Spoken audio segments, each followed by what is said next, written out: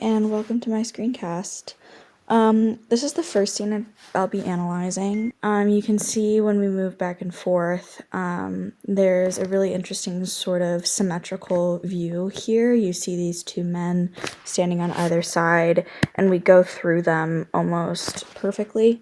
The lighting is very specifically like these warm golden sort of yellowish tones, which have a very historical feeling. It feels like in a way that we're stepping into the past.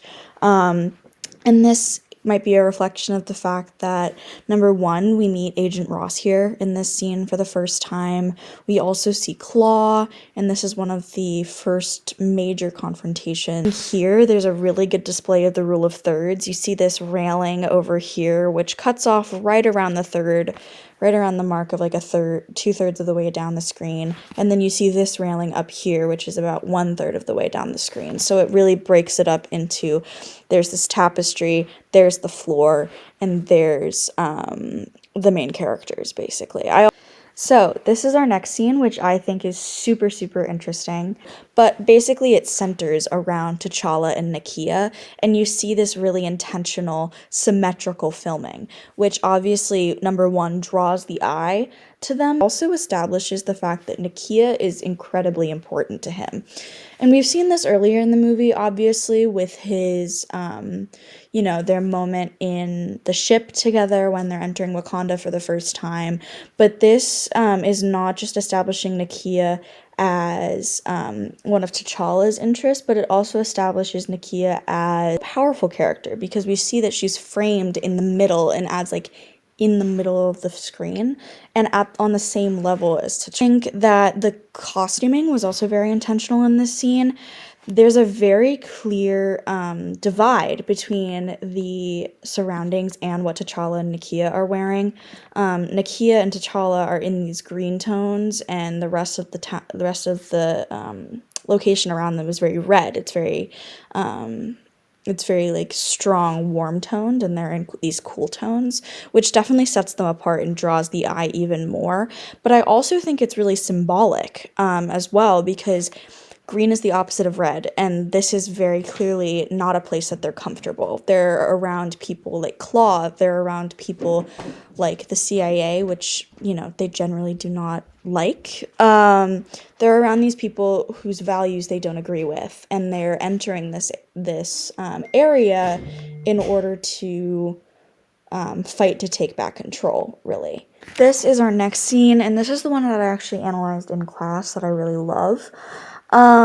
This is a focus on the lights sort of scattered in front of the camera are a really intentional choice, and to me a really striking choice, because they frame Okoye as the center of this. I think another thing that's really interesting is we see the rule of threes play out here as well. Okoye is pretty strongly on the right and along that right axis, which I think is incredibly interesting because that's the place of power. And I think we can also see that reflected in the fact that this is an upwards facing shot. This is taking from down below, and it frames Okoye as above us, as above the viewer.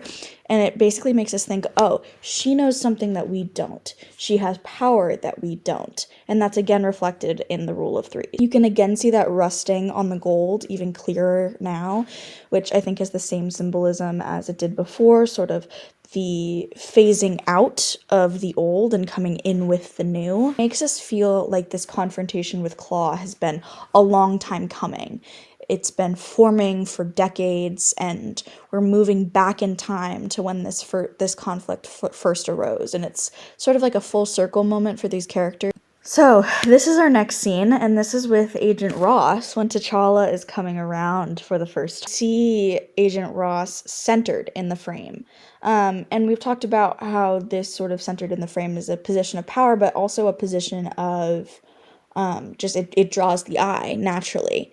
And I think what's also really interesting is we're avoiding symmetry in this shot. So the director very, very easily could have made it so like this pillar on the side was sort of duplicated and put on this side, which would draw the eye even more. But without doing that, it sort of introduces this feeling of uncertainty. I also think what's really intentional with mise-en-scene is we again see these bright red tables. It's definitely going to be foreshadowing of the violence that we see later in this scene with the fight. But I also think it's really intentional that he put the red there because it's a casino table. People are betting with significant amounts of money, is what we assume. And to me, having the casino table be bright feels like you're paying and playing with like the blood of other people, which I think we definitely see with Claw. I think we even see that with the CIA. And this is an extreme close up, what we see here.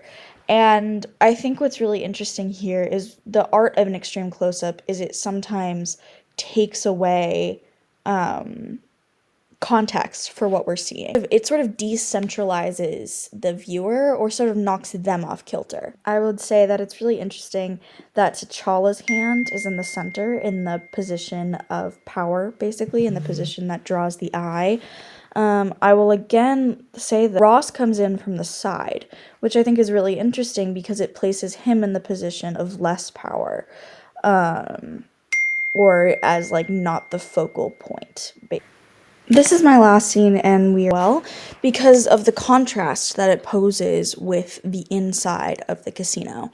So, coming out of the inside of the casino, we know that this has that the casino itself has this like sort of warm toned, very historic toned ambiance to it. What I think is really interesting about outside of this establishment is it's very cold. You see a lot of blues, you see a lot of greens, and I think that's really intentional. Not only because it emphasizes the difference between it, but it also emphasizes just the feeling of walking from the new into the old. And I think Claw's presence has a lot to do with that.